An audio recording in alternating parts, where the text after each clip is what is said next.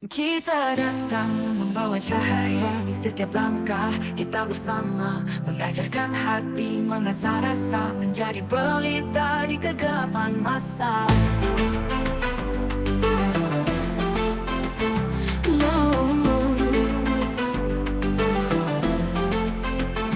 Dengan empati, cinta dan harapan, kita bangun dunia penuh. Assalamualaikum warahmatullahi wabarakatuh. Koneksi antar materi pada modul 2.2 pembelajaran sosial dan emosional. Bapak Ibu guru hebat, perkenalkan, saya Rowi Hidayat, calon guru penggerak angkatan 10 dari SMK Negeri 1 Kebayuran, Kabupaten Bekasi. Pertanyaan pemantik 1. Apa kesimpulan tentang perubahan pengetahuan, keterampilan, sikap sebagai pemimpin pembelajaran setelah mempelajari pembelajaran sosial dan emosional? Guru sebagai pemimpin pembelajaran akan mendapatkan pemahaman yang lebih mendalam tentang pentingnya sosial dan emosional dalam pengembangan murid secara keseluruhan. Mereka menyadari berbagai komponen KSE seperti kesadaran diri, manajemen diri, kesadaran sosial, keterampilan berelasi, dan pengambilan keputusan yang bertanggung jawab yang mempengaruhi perkembangan akademis, perilaku, dan kesejahteraan emosional murid. Guru, sebagai pemimpin pembelajaran, akan lebih terampil dalam komunikasi interpersonal dengan murid, mampu mendengarkan secara aktif dan memberikan umpan balik yang konstruktif.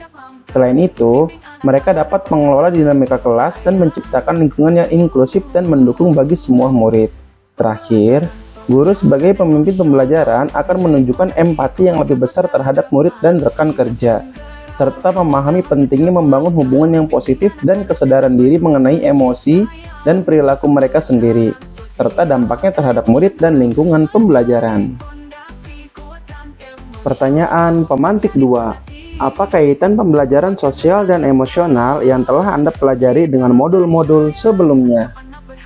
Keterkaitan antara modul 1.1 dengan modul 2.2 yaitu Filosofi Pendidikan Ki Hajar Dewantara dengan pembelajaran sosial dan emosional memiliki tujuan yang sama dalam mengembangkan budi pekerti murid yang seimbang dan berkarakter. Keduanya menekankan pentingnya pengembangan emosional dan sosial dalam konteks pendidikan yang holistik dengan memperhatikan kesejahteraan murid secara keseluruhan. Melalui pendekatan yang berpusat pada murid, mendukung kemandirian, dan pembentukan karakter, kedua konsep ini saling melengkapi dan memperkaya praktik pendidikan.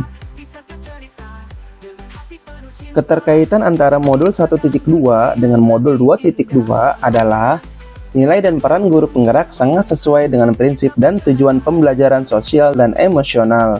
Guru penggerak dengan komitmennya mendorong kerjasama antar guru, murid, dan komunitas untuk mencapai tujuan pendidikan dapat mengintegrasikan PSE ke dalam praktik sehari-hari di sekolah secara kolaboratif. Hal ini tidak hanya meningkatkan kesejahteraan murid secara emosional dan sosial, tetapi juga mendukung pencapaian akademis mereka, serta menciptakan lingkungan belajar yang aman, nyaman, dan mendukung. Keterkaitan antara modul 1.3 dengan modul 2.2 yaitu visi guru penggerak yang berfokus pada pengembangan karakter murid, nilai-nilai luhur, kolaborasi, relevansi, dan perkembangan zaman, keterampilan abad 21, dan kesejahteraan siswa akan berpadu pada PSE sebagai kerangka kerja yang ideal untuk mencapai visi tersebut. Dengan mengintegrasikan PSE ke dalam praktik pendidikan sehari-hari, guru penggerak dapat lebih efektif dalam membentuk ekosistem belajar yang memfasilitasi perkembangan siswa secara menyeluruh. Keterkaitan antara modul 1.4 dengan modul 2.2 adalah budaya sekolah yang positif meningkatkan keterlibatan dan motivasi siswa dalam belajar. Kemudian, PSE akan berkontribusi dengan mengajarkan keterampilan yang membantu siswa dalam mengelola stres, menetapkan tujuan, dan menjaga motivasi. Dengan adanya budaya positif dan pembelajaran sosial dan emosional, masalah perilaku di sekolah cenderung berkurang.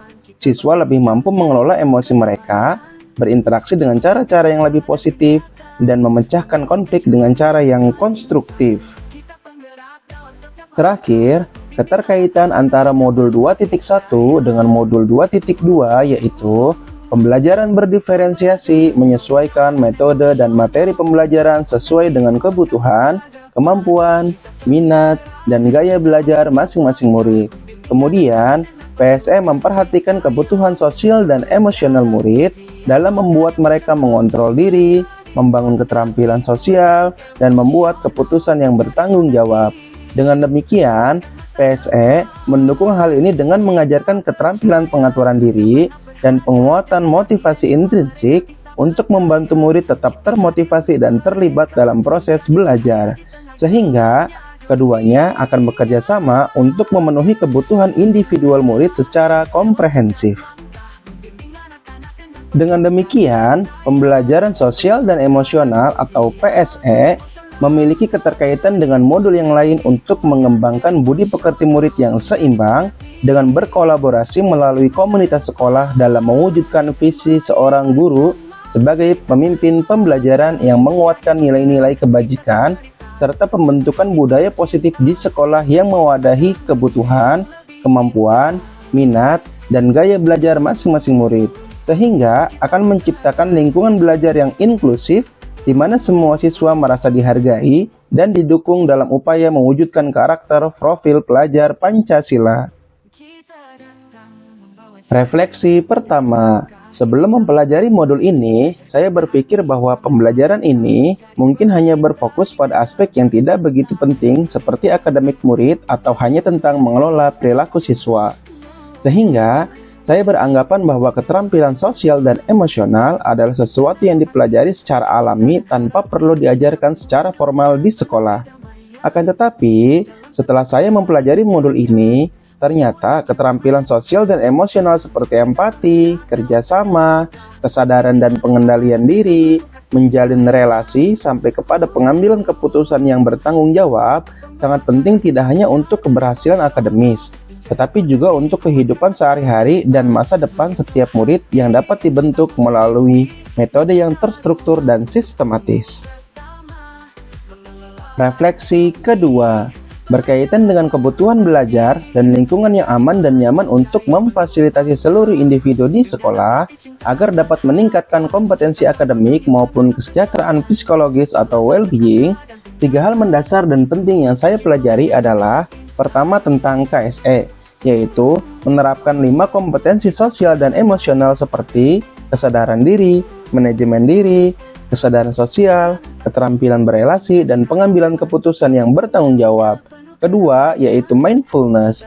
Kita sebagai guru dapat menerapkan mindfulness sebagai praktik kesadaran penuh menggunakan teknik stop atau mendengarkan musik, ice breaking, atau teknik lain yang sesuai. Ketiga, saya mempelajari tentang implementasi PSE.